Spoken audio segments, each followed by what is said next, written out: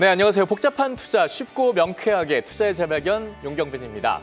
자, 각종 분야에서 노벨상의 주인공들이 속속 발표가 되고 있습니다. 그중에서도 노벨 물리학상의 주인공으로 최근에 등장한 것이 바로 양자 컴퓨팅입니다. 지난 2002년에 이어서 3년째 이어서 다시 양자 컴퓨터 분야가 이 노벨 물리학상의 수상자의 주인공이 된 건데요.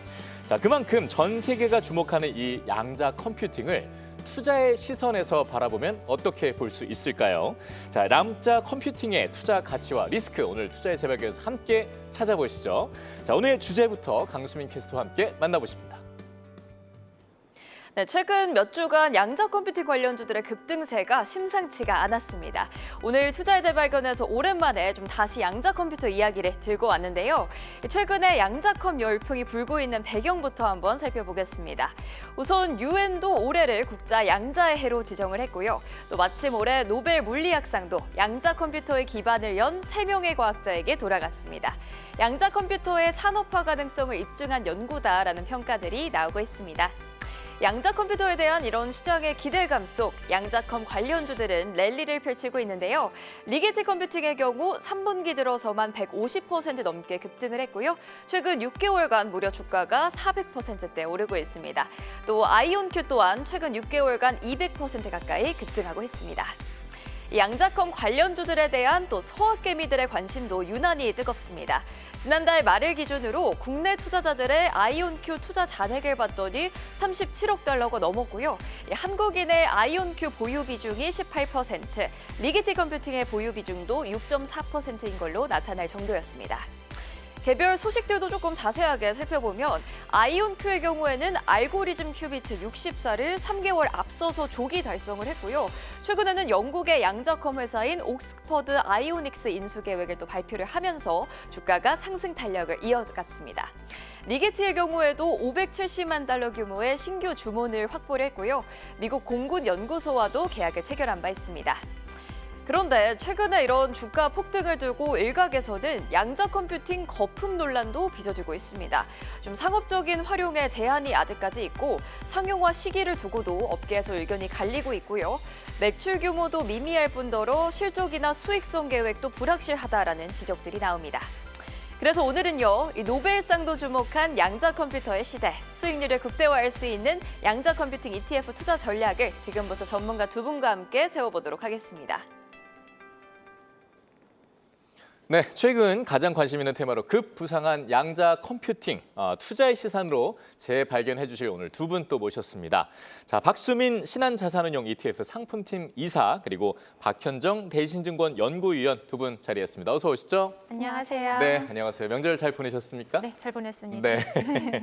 자, 뭐 명절은 정말 이번에 서학개미 분들은 명절을 보내기보다는 거의 투자에 열령하느라 정말 바쁜 그런 시간을 보내셨던 것 같은데, 자, 오늘은 일단 양자 컴퓨팅에 대한 얘기를 안 해볼 수가 없을 것 같습니다. 자, 이렇게 양자 컴퓨팅이 좀 주목을 받는 이유를 좀 잘 생각을 해보면 아무래도 일단은 미국과 유럽에서 이 양자 컴퓨팅과 관련된 예산과 또 투자 이런 것들을 많이 늘리고 있다는 게 가장 큰 배경일 것 같은데, 그중에서도 좀 더 살펴볼 만한 이슈들이 분명히 있을 것 같습니다. 박현정 연구위원님, 좀 전에 우리 강수민 캐스터가 여러 가지 배경들을 살펴줬지만 그중에서도 좀 눈여겨볼 만한 이슈들 다시 한번 좀 짚어주실까요? 네, 아무래도 뭐 트럼프 행정부가 최근에 이제 행정명령을 통해서 양자 역량을 강화를 하고, 그리고 이제 2023년에 만료됐었던 국가의 양자 이니셔티브를 재추진할 수 있다라는 소식들이 전해지면서 양자 컴퓨팅 쪽으로 관심이 다시 한번 올라갔다라고 봐주시면 되겠고요. 예.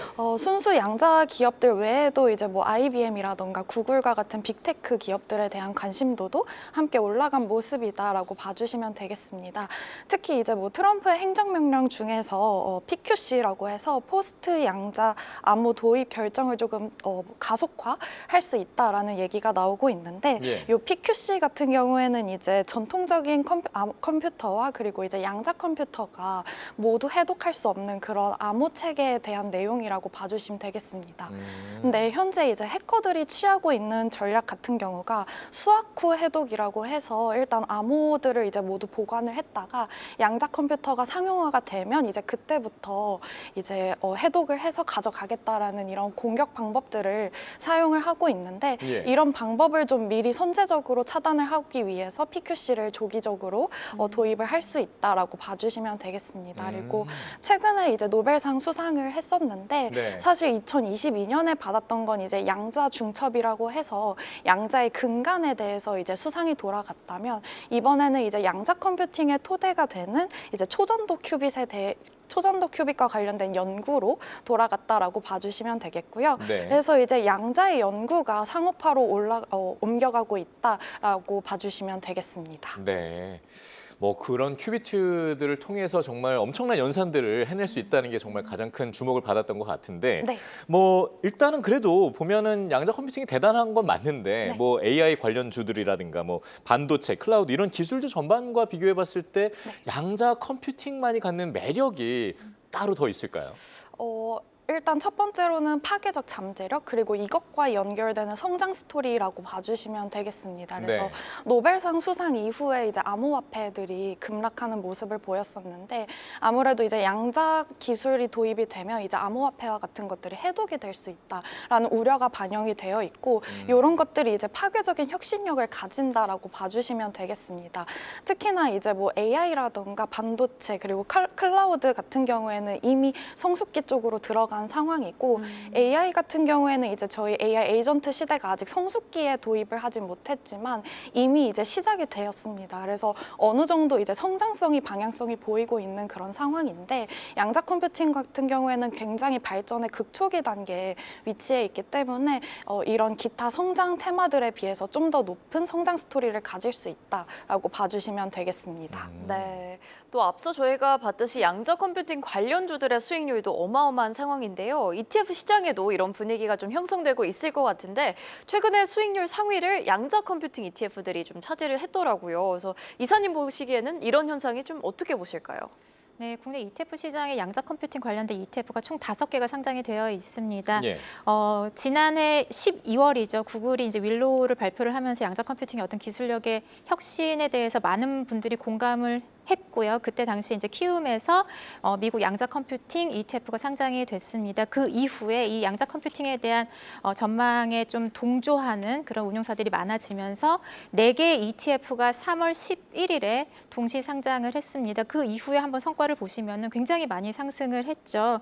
상장 이후, 그러니까 3월 11일 이후에 소울 미국 양자 컴퓨팅 탑10 ETF 같은 경우에는 ETF 성과가 160%가 났습니다. 예. 예, 다른 ETF들도 굉장히 높은 상승률이죠. 시장 상승률을 굉장히 큰 폭으로 상회하는 성과를 나타냈지만 어떠한 종목을 어떠한 비중으로 담았느냐에 따라서 성과에 좀 차이가 났다라고 보실 수 있으실 것 같고요. 예. 특히나 아까 앞에서도 말씀을 하셨지만 한국 연휴 기간 동안에 미국 양자 컴퓨팅 관련된 종목들의 주가 상승이 굉장히 높게 나타났습니다. 네. 10월 1일 종가 대비 10월 9일 종가의 그 상승률을 한번 본다라면은 소울 미국 양자 컴퓨팅 탑10 ETF 기초지수가 기초지수 성과로서 한 25% 상승을 했어요. 그래서 오늘 네. 장이 열리고 나서 ETF의 하루 상승률이 25%가 날 정도로 와. 지금 9월 이후에 특히 또 10월 들어서 높은 상승률을 나타내고 있는 것을 보실 수가 있습니다. 예. 그 배경에는 앞에서 말씀하신 대로 이제 노벨 물리학상의 어떤 수상 그 뉴스가 굉장히 트리거 요인이 됐다라고 볼 수 있을 것 같고요. 예. 앞에서 말씀드렸듯이 이제 그 최근에 이제 양자 컴퓨팅의 기술력의 근간이 될 수 있는 양자 터널링 형상을 이론적으로 개발해 내신 분들이 상을 받았기 때문에 이 초전도체 큐비트 상용화 가능성으로 이어졌다라고 볼 수 있을 것 같습니다. 네. 그리고 기업별로도 호재가 굉장히 많이 나타났어요. 아까 앞에서 이제 아이온큐의 서학개미들의 그 보유 비중이 18%라고 말씀을 하셨는데 뭐 기존에는 한 30%까지 육박했던 순간이 있었던 것 같아요. 과거에 이제 아이온큐의 초창기 멤버에 한국 그 박사님이 계셨기 때문에 네. 한국인들의 관심이 많았고 지금 제가 생각했을 때는 어떤 그 양자 컴퓨팅에 대해서 글로벌 투자자들의 관심이 좀 급증을 하면서 한국 투자자들의 비중이 좀 낮아진 것이 아닌가 그런 생각을 하고 있습니다. 예. 뭐 특히나 그 한국 연휴 기간 동안에 리게티 컴퓨팅이 60%에 육박하는 상승률을 기록을 했고 예. 그리고 이제 D-Wave 퀀텀 같은 경우에는 어떤 특정 분야의 커스터마이즈드 기능이 있기 때문에 상용화가 굉장히 빨리 되고 있는 기업 중에 하나거든요. 네. D-Wave 퀀텀 같은 경우에도 한 37% 연휴 기간 동안에 상승을 하면서 ETF의 성과 호조로 이어졌다라고 정리드릴 수 있을 것 같습니다. 네, 뭐 말씀 주신 대로 정말 추석 연휴 쉬는 동안 양자 컴퓨팅 관련주들이 너무나도 열일을 했고요. 며칠 전이었잖아요. 네. 막 40%뭐 이런 뉴스들이 쏟아지면서 야 정말 이번 추석은 바쁘구나 그런 생각들을 좀 했었는데 네. 뭐 그럼에도 불구하고 사실 이 양자 컴퓨팅과 관련된 ETF는 좀 생소한 부분이 있는 게 사실입니다. 네. 그러다 보니까 이 양자 컴퓨팅 ETF는 좀 상품 구조, 특징 이런 것들이 어떻게 이루어지는지 궁금하거든요. 아까 네. 거의 뭐 160%면 네. 직접 투자를 해도 그만큼 내기가 어려울 정도인데 맞습니다. 어떻게 되는 건지 좀 궁금하네요. 사실 이제 ETF 전략을 짤 때 굉장히 성숙기에 진입한 산업인지 아니면 기술 어떤 혁신의 초창기인지 판단하는 것이 굉장히 중요한 것 같아요. 저희가 특히나 이제 반도체 산업을 바라봤을 때 엔비디아가 어떤 GPU에서 강한 강점을 갖고 있기 때문에 엔비디아 위주의 전략을 짜는 것이 ETF 포트폴리오 측면에서도 굉장히 효과적일 수 있지만 양자 컴퓨팅 같은 경우에는 기술 혁신의 굉장히 초입기입니다. 그렇기 때문에 아직까지 어떤 기술력이 글로벌 스탠다드를 갖고 있다라고 평가하기는 쉽지 않은 것 같아요. 그렇기 때문에 각자만의 방식으로 지금 기술 혁신을 이끌어가고 있는 주요한 기업들을 잘 선별하는 것이 굉장히 중요하다라고 생각을 하고 있습니다. 예. 양자 컴퓨팅 구현 방식이 그 앞에서도 말씀드렸다시피 글로벌 스탠다드가 없다라고 말씀을 드렸는데 지금 초전도 큐비트 방식이 있고 네. 그리고 이온 트랩 큐비트 방식이 있습니다. 그래서 구글이라든지 리게티 같은 경우에는 이제 초전도체 방식을 채택을 하고 있고 예. 네. 이온 트랩 방식을 채택하고 있는 기업은 아이온큐가 유일하다라고 볼 수가 있을 것 같아요. 거기에다가 이제 컴퓨팅 기술력에 있어서는 또 양자 어닐링이냐, 양자 게이트 방식이냐 이렇게 네. 두 가지 방식으로 나눌 수가 있는데 지금 이제 도표에 나오고 네. 있는 거죠. 네. 그렇습니다. 그래서 양자 어닐링 방식을 채택하고 있는 D-Wave 같은 경우에도 굉장히 본인들만의 기술력을 가지고 있기 때문에 이러한 기업들을 포트폴리오에 잘 녹여내는 것이 굉장히 중요하다라고 보여요. 그래서 그렇겠죠. 지금 같은 경우에는 어떤 개별 종목을 내가 봤을 땐 이 기업이 기술의 어떤 스탠다드를 만들어 갈 거야라고 판단하는 것은 굉장히 좀 위험성이 있는 것으로 보입니다. 그래서 이런 기업들을 잘 선별을 해서 포트폴리오에 좀 분산해서 잘 녹여내는 ETF 그 투자 방식이 좀 효율적이지 않을까 생각이 들고요. 네. 지금 뭐 국내 ETF 시장에 5개 양자 컴퓨팅 ETF가 있는데 네. 소울 ETF 그 미국 양자 컴퓨팅 ETF 같은 경우에는 리게티 컴퓨팅과 D-Wave 그리고 아이온큐의 비중이 한 50% 정도 차지를 하고 있고요. 네. 그리고 이제 키움의 미국 양자 컴퓨팅 ETF 같은 경우에도 이러한 종목들을 최근에 이제 상위 종목으로 끌어올렸습니다. 그래서 비슷한 종목들이네요. 비슷한 종목이지만 어떠한 비중으로 담고 있는지 조금의 좀 차이가 있다라고 보실 수 있으실 것 같고요. 예. 그리고 양자 컴퓨팅 ETF 중에서 액티브 운용을 하고 있는 유일한 이제 ETF가 코액트 글로벌 양자 컴퓨팅 액티브 ETF인데 여기에서도 최근에 사실은 리게티 컴퓨팅의 주가 상승이 좋았기 때문에 비중이 올라간 면도 없지 않아 있어요. 그래서 리게티 컴퓨팅과 D-Wave, 아이온큐 그리고 퀀텀 컴퓨팅과 같은 종목을 잘 분산해서 투자를 하고 있다라고 정리드릴 수 있을 것 같습니다. 네, 이렇게 국내 ETF들까지 쭉 정리를 해주셨고요. 이 양자 컴퓨팅 기술이 아직까지는 초기 단계잖아요. 그래서 개별 종목에 투자하는 것에 대한 좀 리스크도 우리가 염두를 해두지 않을 수가 없을 것 같은데 그래서 ETF로 접근하시는 분들이 좀 많을 수도 있겠다 이런 생각이 들어서 연구위원님께서는 어떻게 보실까요? 결론부터 말씀을 드리면 ETF로 접근하시는 게 개인적으로 보기엔 훨씬 더 유리하다라고 보고 있고요. 네. 그 이유는 이유는 이제 승자 독식 구조로 이어질 가능성이 높기 때문입니다. 앞서 이사님이 말씀해 주셨다시피 이제 양자 컴퓨팅 같은 경우에는 이제 기술의 초입부에 현재 위치해 있는 단계이고, 따라서 이제 여러 양자 기업들이 앞다투어 기술력을 개발하고 있는 상황이다라고 봐주시면 되겠습니다. 양자 컴퓨터 같은 경우에는 큐빗이라는 양자 비트를 사용하게 되는데, 이 큐빗을 구현하는 방법에 따라서 뭐 여러 가지 방법들로 나뉘게 된다라고 봐주시면 되겠는데요. 모두 중장기적으로 가치를 갖기는 하겠지만 승자 독식 구조를 가질 가능성이 높고, 그렇기 때문에 소수의 기업만 살아남을 가능성이 높습니다. 근데 문제는 이제 저희 글로벌 스탠다드가 없는 상황에서 어떤 기업이 이제 그런 기술적인 패권을 가져가게 될지 저희가 이제 선별하기가 쉽지는 않기 때문에 분산 투자를 할 수 있는 ETF를 통해서 접근하시는 게 유리하다라고 권고드리고 있습니다. 네. 그래서 그런 기업에 대해서 한번 저희가 좀 얘기를 안 나눠볼 수가 없을 것 같은데요, 이사님. 네. 뭐 구성 종목 보니까 실제 양자 컴퓨팅 관련된 그런 관련주들도 있지만 네. 분명히 좀 도드라지는 건 빅테크 기업들이 많이 보이거든요. 네. 아무래도 좀 전에 얘기해 주신 부분과 좀 연관성이 있지 않을까 싶긴 해요. 네, 아무래도 결국에는 이 양자 컴퓨팅 기술이 발전을 하고 그것을 활용하는 기업들은 빅테크가 될 가능성이 높습니다. 네. 그렇기 때문에 저희 ETF 포트폴리오 안에도 이들 기업이 어느 정도 비중을 차지를 하고 있는데요. 뭐 활용 측면에서도 그렇지만 순수 양자 기업들과 동일하게 많은 R&D를 투자를 하고 있습니다. 아무래도 빅테크 같은 경우에는 자금력이 너무나도 풍부하기 때문에 그렇겠죠. 이런 새로운 영역에 투자를 할 그런 여력이 넘쳐나는 거죠. 예. 근데 사실 이 기업들을 바라본다라면은 이 기업들의 사업 구조에서 양자 컴퓨팅은 그렇게 큰 주력 사업은 아닐 수가 있습니다. 조금 더 긴 호흡으로 한 10년이나 15년 정도의 상용화를 목표로 R&D를 집행을 하고 있기 때문에 주가 측면에서는 뭐 2030년을 양자 컴퓨팅의 상용화의 어떤 기점이라고 판단하시는 분들이 많은데 예. 그때까지는 주가 측면에서는 순수 양자 컴퓨팅 기업들이 더 부각을 받을 가능성이 높겠죠. 양자 컴퓨팅 산업이 부각이 될 때마다 아무래도 빅테크는 사업 내에서 양자 컴퓨팅의 비중이 굉장히 작기 때문에 예. 그러한 측면에서 지금 시점에서는 순수 양자 컴퓨팅 기업에 대해 조금 더 투자 비중을 넓히는 것이 맞다라고 생각이 들지만 네. 또 ETF 포트폴리오 측면에서 안정성을 보강하는 역할로서 빅테크의 역할이 굉장히 중요하기 때문에 ETF 포트폴리오 안에 뭐 이제 알파벳이라든지 IBM이라든지 인텔이라든지 엔비디아와 같은 빅테크 기업의 비중도 상당하다라고 좀 말씀드릴 수 있을 것 같습니다. 네, 그만큼 뭐 이제 그런 것들이 이제 글로벌 스탠다드가 없기 때문에 사실 네. 이제 그런 위험성에 대해서 대비를 할 수 맞습니다. 있는 측면이라고 좀 볼 수 있는 것 네. 같은데요. 자, 이렇게 좀 특징들을 좀 살펴보고 있는데요. 양자 컴퓨팅 ETF.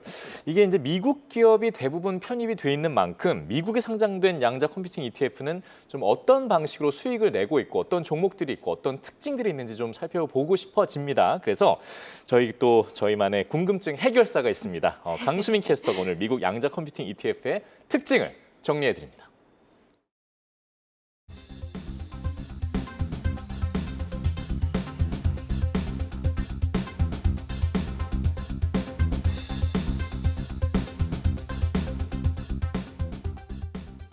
네, 오늘 핵심 1분 컷에서는요, 미국에 상장된 양자 컴퓨팅 ETF를 정리해보고자 합니다.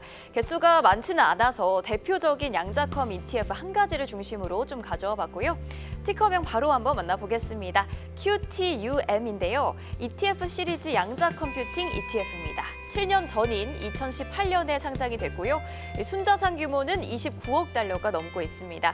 80개 종목으로 구성이 되어 있고요. 대표적인 양자컴 관련주들 리게티와 아이온큐가 2%씩 담겨 있고요.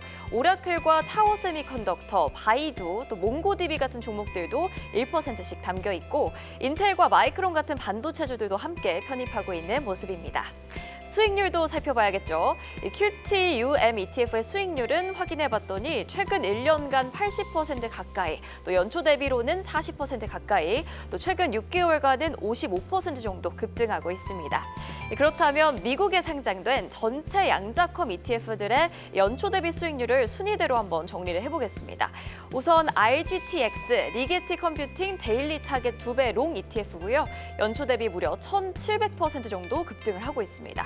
그리고 RGTU, QBTX 이 두 종목도 연초 대비 1000% 넘게 오르고 있는 ETF들이고요.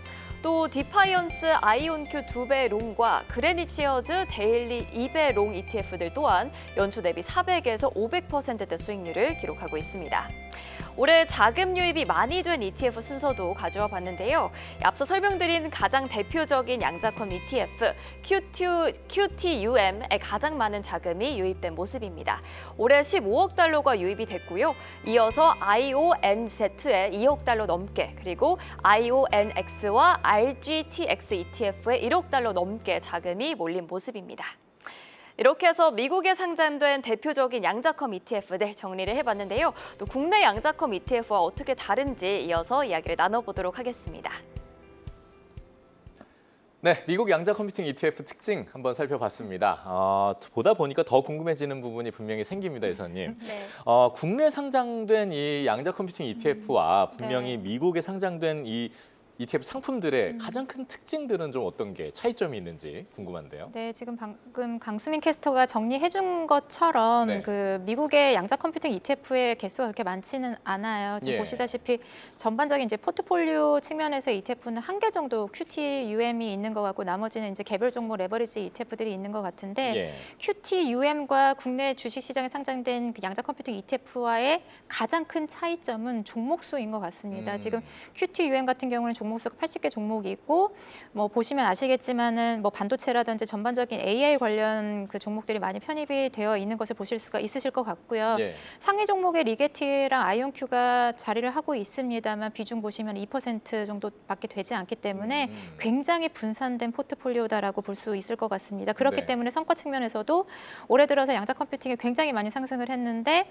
QTUM 같은 경우에 상승률이 100%가 되지 않는 반면 국내 시장에 상장되어 있는 양자 컴퓨팅 ETF는 100%가 넘었잖아요. 네. 그런 측면에서 굉장히 종목 압축형 포트폴리오 ETF가 올해에는 워킹했다라고 정리드릴 수 있을 것 같습니다. 네. 하지만 뭐 반도체라든지 AI 종목이 많이 들어가 있기 때문에 방어력이 좋은 부분이 또 QTUM의 또 특징인 것 같아요. 그렇겠죠. 그래서 네. 투자자분들의 어떤 성향에 따라서 좀 골라서 투자할 수 있는 그런 시대가 됐다라고 말씀드릴 수 있을 것 같고요. 그리고 지금 미국 시장에는 개별 종목만 편입해서 100% 편입해서 레버리지라든지 인버스라든지 이런 ETF를 구성해서 상장을 할 수 있는 상황입니다. 하지만 네. 국내 ETF 시장은 규정상 한 종목에 30% 이상 투자할 수 없는 그런 규정이 있기 때문에 이러한 어떤 현실적인 제약이 국내 시장과 미국 시장의 차이점이라고 말씀드릴 수 있을 것 같고요. 네. 굉장히 나는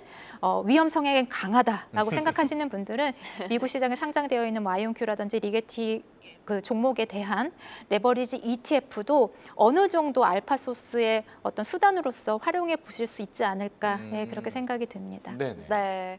그런데 양자 컴퓨팅 기업은 또 미국이 사실 주도를 하고 있는데 반해서 ETF 상품은 조금 약하다라는 생각이 드는 것 같은데 국내에 양자 컴퓨팅 상품이 더 많고 미국에는 좀 여러 기업으로 구성된 ETF가 지금 한 가지밖에 되지 않은 이 이유가 뭐라고 좀 보실까요? 네, 이사님께서 답변해 주실까요? 네. 근데 사실 그 국내 ETF 시장이 미국보다는 규모가 굉장히 작지만 그 어떤 테마가 부각이 되고 성장이 된다라면 굉장히 세분화돼서 발빠르게 상장이 되고 있어요. 그런 측면에서 국내 ETF 운용사들이 이러한 변화를 좀 적극적으로 대응하고 있다라고 말씀드릴 수 있을 것 같고요. 미국 같은 경우에는 운용사별로 약간의 어떤 전략의 엣지를 다르게 가져갑니다. 뭐 블랙락 아이쉐어스 같은 경우에는 기관 투자자들이라든지 그 개인 투자자들이 자산 배분을 하는 데 있어서 굉장히 저렴한 수수료로 자산 배분을 할 수 있는 그런 비이클들 적재적소에 배치하는 그런 특징이 있는 반면 QTUM과 같이 이제 디파이낸스 ETF 같은 조금의 작은 그 운용사들은 그래도 ETF 시장에서 내 색깔을 내야 되기 때문에 어떤 특정 테마에 대해서 좀 적극적으로 ETF를 출시하는 경향이 있는데 국내 시장은 굉장히 이제 화끈한 그런 투자자들의 특성을 이제 ETF 상품 공급자들이 잘 대응을 하고 있는 시장이기 때문에 미국에 투자하는 그런 전략이더라도 한국 시장이 더 많은 옵션을 제공하고 있는 것이 현실입니다. 그래서 네. 그런 측면에서 참 국내 투자자들은 좋은 투자 환경에 놓여 있다라고 좀 말씀드릴 수 있을 것 같고요. 네. 특히 이제 양자 컴퓨팅도 그러한 영역을 좀 확대를 하고 있다라고 음. 정리드릴 수 있을 것 같습니다. 맞습니다. 국내는 진짜 말씀해 주신 대로 화끈한 네, 화끈한. 하이 리스크 하이 리턴으로 네. 투자를 할 수 있는 것 같은데 네. 그에 반해서 미국 시장은 보다 분산적으로 네. 안정적인 운영이 되고 있는 네. 것 같다. 이렇게 좀 특징들을 정리해 볼 수 있는 것 같은데요. 자, 박현정 연구위원님께 좀 여쭤볼게요. 뭐 지금 이 양자 컴퓨팅 테마가 성장성이 궁금하거든요. 어디까지 성장할 수 있을지. 뭐 최근 유럽 시장 또 중국 뭐 주요 양자 컴퓨팅 패권 경쟁이 굉장히 심하게 다투고 있다. 뭐 투자들도 많이 이루어지고 있다. 이런 것들이 보이는데 좀 더 자세하게 좀 어떤 이슈들이 있는지 좀 짚어주시죠. 네, 네. 사실 어떤 산업이 확장이 되려면 이제 그 산업으로 얼만큼 돈이 흘러 들어가는지가 굉장히 중요하다라고 봐주시면 되겠는데요. 그렇죠. 2024년 기준으로 봤을 때 양자 관련된 스타트업 기업들로 이제 20억 달러 규모의 자금이 유치가 되었다라고 봐주시면 되겠는데요. 이는 이제 전년이 2023년에 비해서 50% 이상 증가한 수치다라고 봐주시면 되겠습니다. 예. 특히나 이제 민간 외에도 이제 공공 부문, 즉 이제 정부의 주도로 자금이 집행되는 그런 경우도 많이 늘어나고 있는데 특히 이제 공공 부문의 투자 비중이 한 34% 가까이 올라온 그런 상황이고 특히 이제 일본 같은 경우가 올해 들어서 유독 양자 산업으로 많은 투자를 하고 있다라고 봐주시면 되겠습니다. 그래서 일본 같은 경우에는 이제 올해 4월까지 전 세계적으로 발표된 양자 기술 관련 정부 투자 규모의 이제 75%를 현재 차지를 하고 있다라고 봐주시면 되겠고요.